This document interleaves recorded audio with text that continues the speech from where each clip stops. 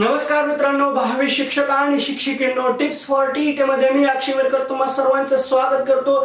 तर आजच्या या व्हिडिओमध्ये आपण सोशल स्टडीजचा जे काही आपण 500 प्रश्न 5 व्हिडिओ ही जी काही सिरीज चालू केली होती त्याच्यातला हा तिसरा पार्ट आहे। पार्ट 1 आणि पार्ट 2 म्हणजे असे संभाव्य 200 प्रश्न तुमच्यापर्यंत पोहोचले आहेत। आतापर्यंत जर ते तुमच्याजवळ पोहोचले नसतील तर ते पाहून घ्या, वरती एक मेसेज फ्लॅश होत असेल त्याला क्लिक करावं, ते तुम्हाला मिळून जातील। म्हणजे आता आपण 201 ते 300 असे 100 प्रश्न पाहणार आहोत ज्याची संभाव्य आहेत, असू शकतात, परीक्षेला येऊ शकतात आणि हे प्रश्न पेपर 1 आणि पेपर 2 साठी सुद्धा उपयुक्त आहेत। आणि हे सर्व प्रश्न जुन्या पाठ्यपुस्तकातीलच आहेत, त्याच्या बाहेरचे नाहीत। आणि ह्या 100 प्रश्नांमध्ये तुम्हाला इतिहास, भूगोल, नागरिकशास्त्र या सर्वांचा अभ्यास होऊन जाईल। तर आता आपण डायरेक्ट प्रश्नांना चालू करू। प्रश्न कुठले आहेत ते पाहू। पहिला प्रश्न आहे, जगातील सर्वात जास्त खचदरीचा भाग कोठे येतो? तर जगातील सर्वात जास्त खचदरीचा भाग हा इस्रायलमध्ये येतो। क्रोकस, ट्यूलिप ही फुलझाडे कोठे आढळतात? तर इस्रायलमध्ये आढळतात। किंबुस्तू व मोशाव ही शेत जमिनीचा प्रकार कोठे आढळतो? तर हा सुद्धा इस्रायलमध्ये आढळतो। मागच्या वेळेस ज्यावेळेस आपण पार्ट 2 पाहत होतो म्हणजे संभाव्य प्रश्नसंच 2 पाहत होतो त्यावेळेस एंडिंगला इस्रायलचा उल्लेख आला होता। त्या इस्रायलच्या उल्लेखालाच आपण पार्ट 3 मध्ये कंटिन्यू करत आहोत, तिथूनच आपले हे प्रश्न चालू होत आहेत।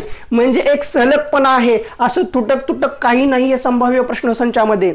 गाझा पट्टीजवळ कशाचे साठे आहेत? तर गाझा पट्टीजवळ हे खनिज तेलाचे साठे आहेत। नेगेव जवळ कशाचे साठे आहेत? तर फॉस्फेटचे साठे आहेत। हिऱ्यांना पैलू पाडण्याचा उद्योग मोठ्या प्रमाणात कोठे चालतो? तर लक्षात घ्या, हिऱ्यांना पैलू पाडण्याचा उद्योग हा मोठ्या प्रमाणात इस्रायलमध्ये चालतो। मलेशिया कशात अग्रेसर आहे? तर मलेशिया हे पाम तेलाच्या निर्यातीत अग्रेसर आहे। हा प्रश्न परीक्षेला येऊन गेला होता। कथिलाच्या उत्पादनात कोणता देश अग्रेसर आहे? तर कथिलाच्या उत्पादनात सुद्धा मलेशिया अग्रेसर आहे। मलेशिया हा पाम तेलाच्या निर्यातीत अग्रेसर आहे, तर कथिलाच्या उत्पन्नात सुद्धा मलेशिया अग्रेसर आहे।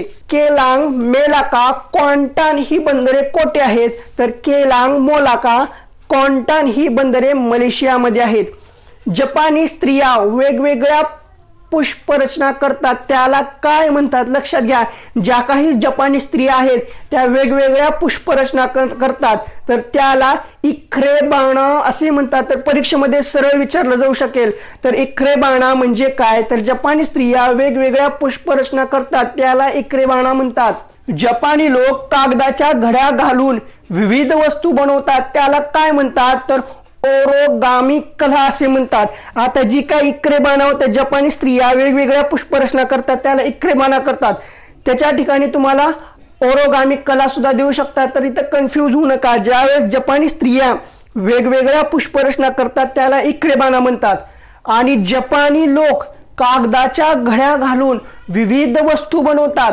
त्याला ओरोगामी कला असे म्हणतात। जपानी स्त्रियांच्या पारंपरिक पोशाखास काय म्हणतात? साधा सरळ प्रश्न, जपानी स्त्रियांच्या पारंपरिक पोशाखास काय म्हणतात? तर किमिनो। श्रीलंकेत कोणत्या प्रकारचे वने आढळतात? तर श्रीलंकेत हे विषुववृत्तीय सदाहरित वने आढळतात। हा सर्व भाग 7वीच्या जुन्या पुस्तकातला आहे, सर्व मिक्स आहे। सर्व मिक्स आहे म्हणजे 7वी, 8वी, 9वी, 4वी, 5वी इतिहास, भूगोल, नागरिकशास्त्र हे सर्वांचे केंद्रीकृत असे 100 प्रश्न आहेत। श्रीलंकेतील कोणते शहर भारताला जवळ आहे? तर श्रीलंकेतील तलाईम नगर हे शहर भारताला जवळ आहे। हा प्रश्न सरळ सेवेमध्ये सुद्धा बऱ्याच वेळा विचारला गेला होता आणि स्पर्धा परीक्षेमध्ये सुद्धा बऱ्याच वेळा विचारला गेला आहे आणि जनरल नॉलेज मध्ये हा प्रश्न आला होता। श्रीलंकेतील कोणते शहर भारताला जवळ आहे? तर तलाईम नगर। तलाईम नगर हे कशासाठी प्रसिद्ध आहे? तर तलाईम नगर हे मोती काढण्यासाठी प्रसिद्ध आहे। जपानमधील सर्वात मोठे राष्ट्रीय ग्रंथालय कोठे आहे? तर जपानमधील सर्वात मोठे राष्ट्रीय ग्रंथालय हे टोकियोमध्ये आहे आणि तेथे 50 लाखांहून अधिक ग्रंथ आहेत। इजिप्शियन संस्कृतीचा विकास कोठे झाला? तर इजिप्शियन संस्कृतीचा विकास हा आफ्रिका खंडात झाला। सहारा वाळवंटात कोणते ज्वालामुखी पर्वत आहे? तर सहारा वाळवंटात अहग्गर आणि तिबेस्ती। लक्षात घ्या, परीक्षेत असा प्रश्न विचारला जाऊ शकतो, अहग्गर व तिबेस्ती हे काय आहेत? तर हे ज्वालामुखीय पर्वत आहेत आणि ते सहारा वाळवंटात आहेत। आफ्रिकेतील सर्वात मोठे सरोवर कुठले? तर आफ्रिकेतील सर्वात मोठे सरोवर हे व्हिक्टोरिया सरोवर आहे। हा प्रश्न 2019च्या पेपर 2 मध्ये विचारला गेला होता। आफ्रिकेतील सर्वात मोठे सरोवर कुठले? व्हिक्टोरिया। त्यावेळेस आपल्याला काय वाटतो, हो दक्षिण अमेरिका किंवा उत्तर अमेरिका असेल, तर नाही, व्हिक्टोरिया हे सरोवर आफ्रिकेतील सर्वात मोठे सरोवर आहे। जगातील किती टक्के सोने आफ्रिका खंडात आढळते? तर जगातील 75% सोने हे आफ्रिका खंडात आढळते। खाणीतून हिरे काढणाऱ्या कोणत्या खंडाचा प्रथम क्रमांक लागतो? तर आफ्रिका खंडाचा। हत्ती गवत कोठे आढळते? तर हत्ती गवत हे आफ्रिकेतील सॅवाना प्रदेशात आढळते। ज्यावेळेस आपण प्रश्नसंच 2 पाहिला होता त्याच्यामध्ये 93वा प्रश्न होता की हत्ती गवत कोठे आढळते, तिथं उत्तर काय होतं? तर हत्ती गवत हे उष्णकटिबंधीय गवताळ प्रदेशात आढळते। आणि आता हित प्रश्न काय आहे, तर हत्ती गवत कोठे आढळते? तर हत्ती गवत हे आफ्रिकेतील सॅवाना प्रदेशात आढळते। तिथं जर आफ्रिकेतील सॅवाना प्रदेशात दिलं तर आफ्रिकेतील सॅवाना प्रदेशात करायचं, आणि जर तिथं आफ्रिका असा उल्लेख नसेल तर तिथं उष्णकटिबंधीय गवताळ प्रदेश असेल तर सरळ सरळ उष्णकटिबंधीय गवताळ प्रदेशात असं उत्तर लिहायचं। म्हणजे हत्ती गवत हे उष्णकटिबंधीय गवताळ प्रदेशात व आफ्रिकेतील सॅवाना प्रदेशात आढळते। क्रिकेट खेळण्यासाठी प्रसिद्ध बेट वेस्ट इंडिज बेटे, क्युबा, वहामा इत्यादी बेटांचा अंतर्भाग कोणत्या खंडात आहे? तर उत्तर अमेरिका खंडात आहे। भारतीय पठाराचा आकार कसा आहे? तर भारतीय पठाराचा आकार हा त्रिकोणी आहे। आता हा भारताचा भूगोल जो की 10वीला आहे त्याच्यातले प्रश्न आहे। भारताचा सर्वाधिक भूभाग कशाने व्यापला आहे? तर प्राचीन पठाराने। लक्षात घ्या, भारताचा सर्वाधिक भूभाग हा प्राचीन पठाराने व्यापला आहे।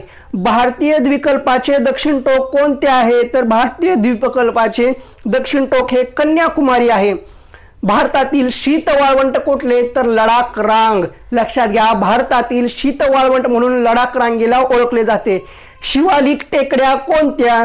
तर हिमालय प्रणालीच्या अति दक्षिणेकडील रांगांना शिवालिक टेकड्या म्हणतात।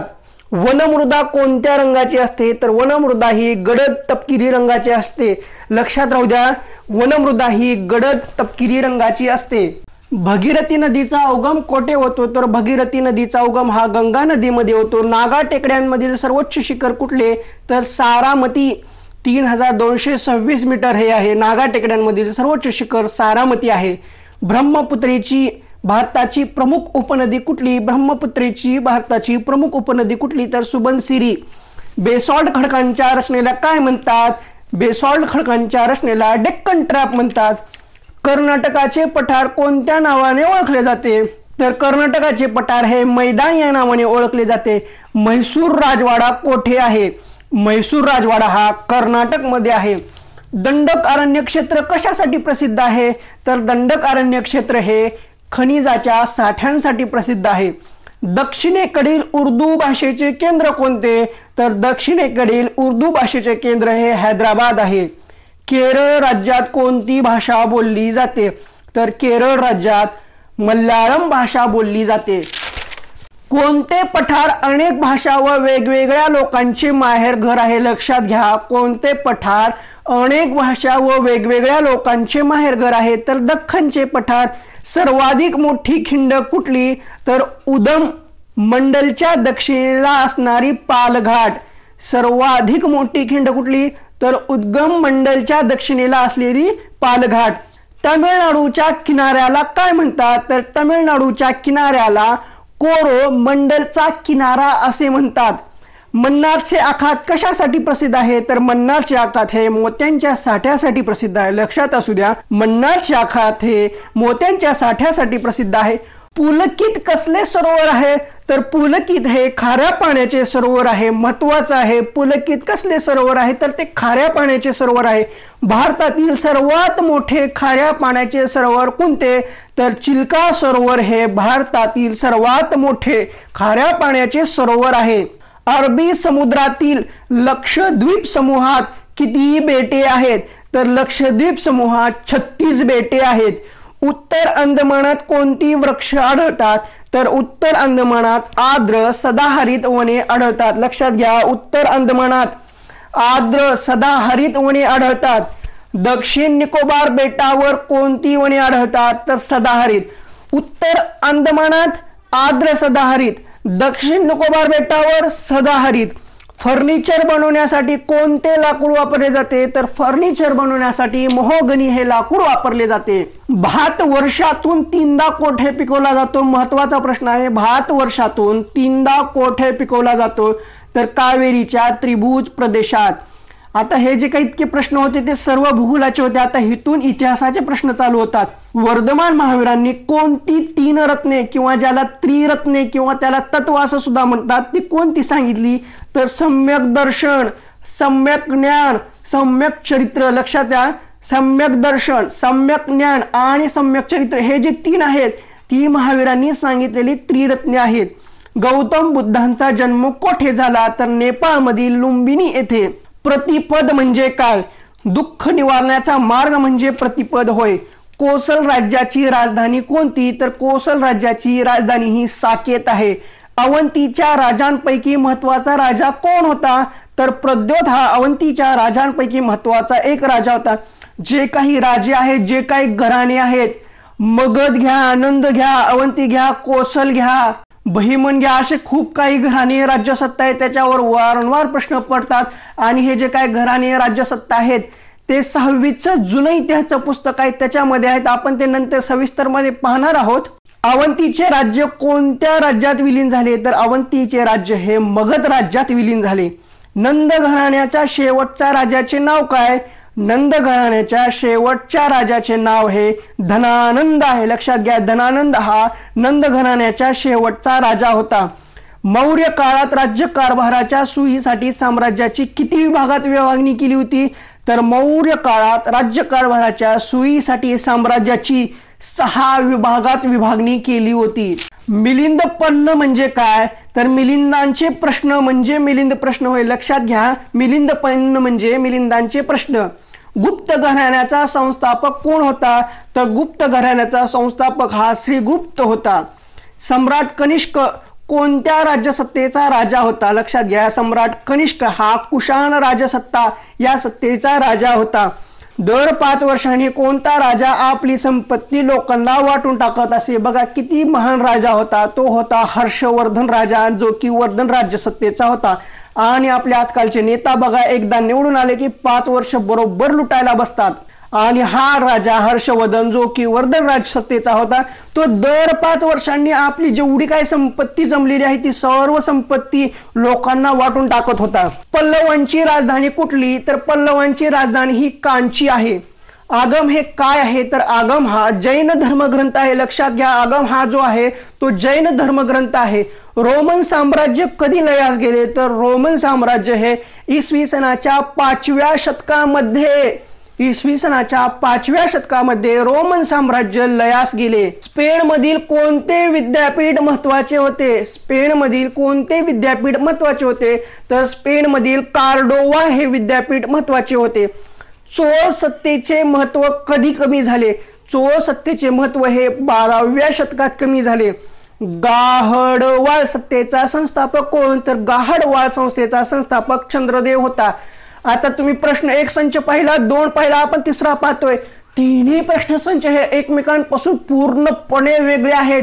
एकही प्रश्न त्याच्यामध्ये रिपीट झाले नाही. सर्व प्रश्न हे वेगवेगळे आहेत आणि वेगवेगळ्या धड्यांमधले आहेत. गुजरात मधील महत्वाचे बंदर कोणते? तर गुजरात मधील भरूच हे महत्वाचे बंदर होते. गीत गोविंद हे काव्य कोणी लिहिले? हा प्रश्न 2018ला परीक्षेमध्ये पडला होता. गीत गोविंद हे जयदेव यांनी लिहिलेले काव्य आहे. तर आता गीत गोविंद या काव्यात कशाचा महिमा वर्णिला आहे? तर गीत गोविंद या काव्यामध्ये कृष्ण भक्तीचा महिमा वर्णिला आहे. लक्षात घ्या, गीत गोविंद या काव्यामध्ये कृष्ण भक्तीचा महिमा वर्णिला आहे.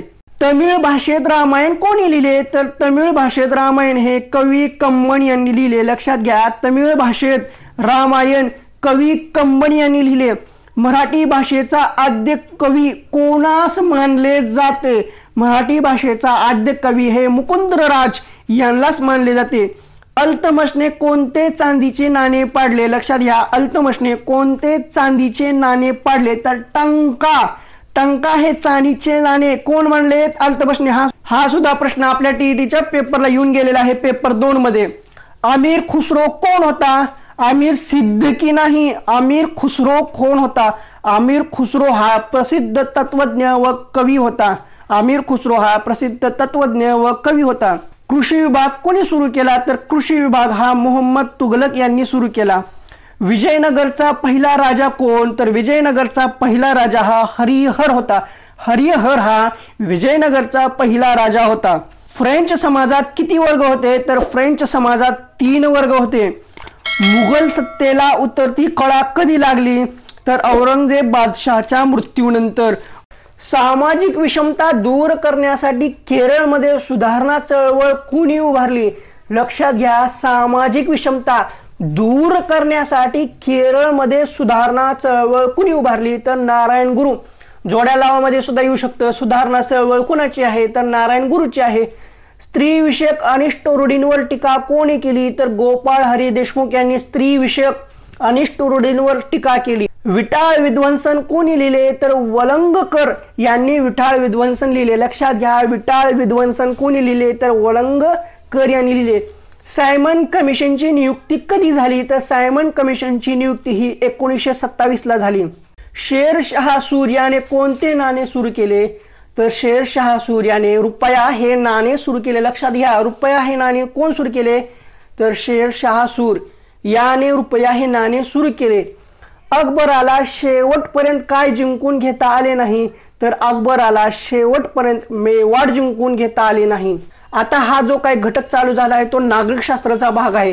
राज्य शासनाचे धोरण कोण ठरविते? तर राज्य शासनाचे धोरण हे मंत्रिमंडळ ठरविते. आता हा जो काही घटक आहे इथून जे काही प्रश्न आहेत ते नागरिक शास्त्राचे आहेत. राज्य शासनाचे धोरण कोण ठरविते? तर राज्य शासनाचे धोरण हे मंत्रिमंडळ ठरवते. लक्षात घ्या, राज्य शासनाचे धोरण मंत्रिमंडळ ठरवते. अर्थविषयक विधेयक विधान परिषद मांडता येतो की नाही? लक्षात घ्या, अर्थविषयक विधेयक विधान परिषद मांडता येतो की नाही? तर नाही. सनदी सेवांचे किती प्रकार पडतात? तर सनदी सेवांचे 3 प्रकार पडतात. लक्षात घ्या, सनदी सेवांचे 3 प्रकार पडतात. सनदी सेवांचे 3 प्रकार कोणते? तर अखिल भारतीय सेवा, केंद्रीय सेवा आणि राज्य सेवा. लक्षात घ्या, सनदी सेवांचे 3 प्रकार कुठले? तर अखिल भारतीय सेवा, केंद्रीय सेवा आणि राज्य सेवा. स्वराज्य दिन कधी? तर 26 जानेवारी 1930 हा स्वराज्य दिन. सामूहिक जबाबदारीचे तत्व म्हणजे काय? तर मंत्रिमंडळाचे निर्णय सर्व मंत्र्यांवर बंधनकारक असतात, त्याला सामूहिक जबाबदारीचे तत्व म्हणतात. लक्षात घ्या, मंत्रिमंडळाचे निर्णय सर्व मंत्र्यांवर बंधनकारक असतात, त्याला सामूहिक जबाबदारीचे तत्व म्हणतात.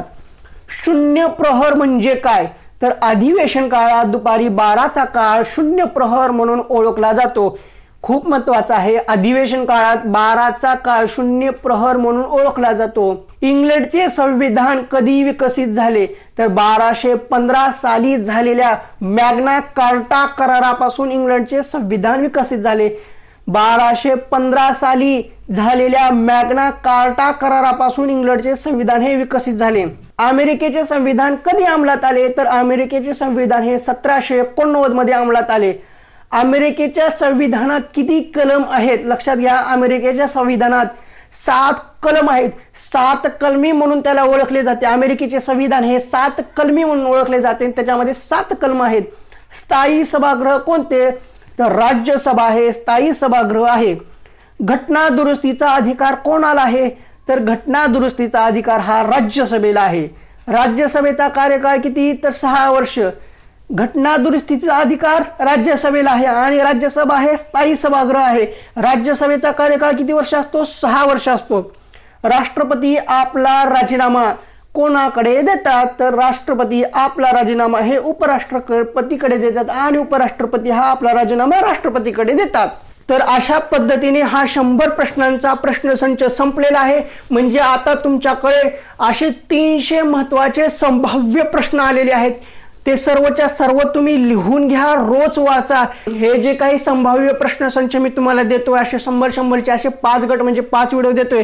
हे 500च्या 500 प्रश्न तुम्ही लिहून घ्या, रोज वाचा. ह्याचा 100% फायदा होईल तुम्हाला. तर आज आपण जे काही हा 100 प्रश्नांचा संभाव्य प्रश्नसंच पाहिला, हा तुम्हाला कसा वाटला तो कमेंट बॉक्स मध्ये नक्की सांगा. याच्यामध्ये काही वेगळं वाटलं का ते सुद्धा कमेंट बॉक्स मध्ये सांगा. व्हिडिओला लाईक करायला विसरू नका. याच्यातून तुम्हाला काही फायदा होत असेल असं वाटत असेल तरच चॅनलला सबस्क्राईब करा आणि PDF मागण्यापेक्षा हे प्रश्न लिहून घ्या, भरपूर वेळ आहे, अर्ध्या तासामध्ये लिहून होतात आणि नंतर फक्त 10 मिनिट लागतात वाचायला.